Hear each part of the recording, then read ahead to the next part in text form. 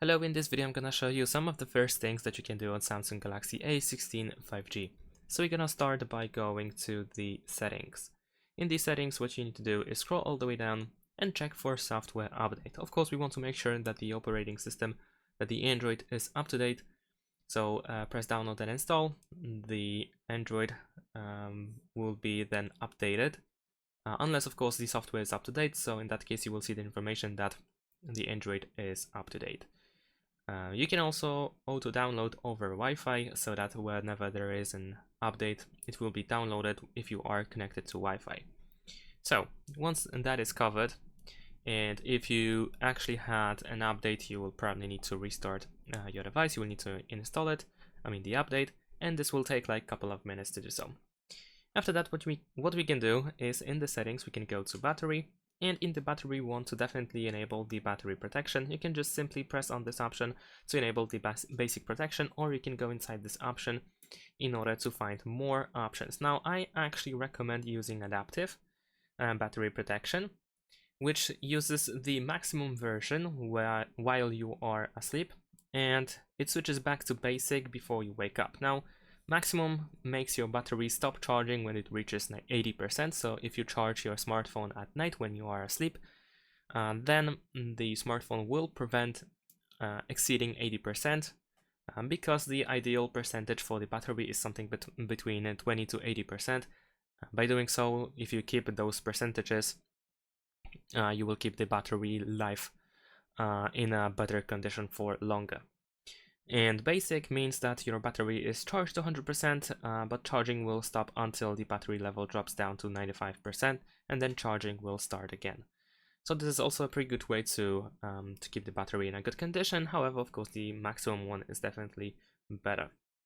Now, another thing that I want to show you still in battery settings is in charging settings, because some of you might need to or might want to use fast charging, so you can make sure that this option is enabled, unless of course you don't really want to use fast charging option. In that case, you can disable it over here. The next thing that you should do is go to location in the settings. Then we want to go to location services, and you want to make sure that the Wi-Fi scanning and Bluetooth scanning is actually disabled. Most of the time this doesn't have to be enabled, especially it shouldn't be enabled all the time. Not only this helps you prevent draining the battery, although these two options themselves don't really drain that much battery, but it definitely keeps in a better condition for much longer if you keep this off and only turn on when necessary. And another thing, this time we're gonna go to display settings, and over here we have several options. If you prefer to use the dark mode, then of course you can set it up over here. You can also go to dark mode settings in order to schedule the dark mode, so you can choose when the dark mode should be enabled and disabled. If you are a fan of adaptive brightness, then of course you can turn it on over here. On the other hand, you can also disable it here as well. Then we can also scroll down to go to navigation bar, because I think by default we have buttons at the bottom of the screen. If you prefer to use swipe gestures, then of course you can switch it over here. Now, another important thing is the screen lock and biometrics. So what you need to do is go to security and privacy in the settings, and then over here you want to go to lock screen. Here you can tap on screen lock in order to set up the PIN code, password, pattern, a simple swipe, or completely disable the screen lock. Of course, most of the time you want to use at least some of these options. You can use only one, but of course it's up to preference. So let's say I'm gonna choose a PIN code. I'm gonna use a simple PIN code, and then we can press continue. If the PIN code is easy, then of course you will be asked to change it. You need to use at least 4 numbers. I'm gonna still keep the easy PIN. After that, you need to confirm, and there we go. Once you have the screen lock set up, let's go back to the security and privacy again. Let's go back to lock screen. Once you have this set up, you can set up the fingerprint, but actually I'm gonna go back to security and privacy, and we're gonna go to biometrics, because over here not only we have the fingerprint, we also have the face recognition. So if you want to use your fingerprint, then you want to set it up over here. The screen lock is necessary to be enabled, before you actually start using the fingerprint. And the power button is used as a way to, as a sensor pretty much. So if you're wondering where is the fingerprint, it is located on the power button. Now another thing that is worth doing is updating apps in Play Store. Of course, there are not so many apps pre-installed by default, but still it is worth keeping them up to date so that we are not surprised when we suddenly need to use them.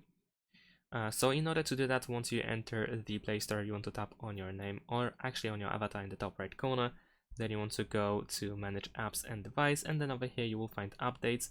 If everything is up to date, then you will of course see this information.